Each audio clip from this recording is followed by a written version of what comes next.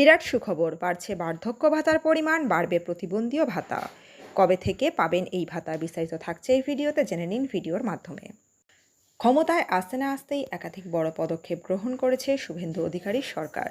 আয়ুষ্মান ভারত থেকে অন্নপূর্ণা ভাণ্ডারের চালুর ঘোষণা করার পাশাপাশি আরও বড় ঘোষণা করল শুভেন্দু অধিকারীর সরকার, বাড়ছে বার্ধক্য ভাতার পরিমাণ।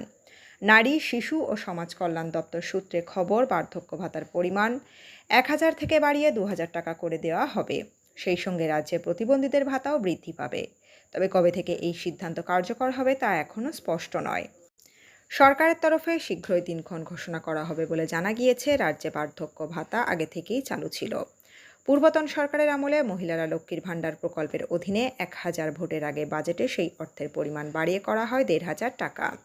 তপশিলি জনজাতির মহিলারা পেতেন 1,700 টাকা। বিধানসভা নির্বাচনে একক সংখ্যাগরিষ্ঠতা নিয়ে পশ্চিমবঙ্গের ক্ষমতায় এখন বিজেপি। ভোটের আগেই অন্নপূর্ণা ভাণ্ডারের প্রতিশ্রুতি দিয়েছিল বিজেপি। ভোট আসতেই মহিলাদের জন্য অন্নপূর্ণা ভাণ্ডারের অধীনে 3,000 টাকা করে দেওয়ার কথা বলা হয়েছে। নতুন মুখ্যমন্ত্রী শুভেন্দু অধিকারী জানান, চালু থাকা কোনো সরকারি প্রকল্প বন্ধ করে দেওয়া হবে না।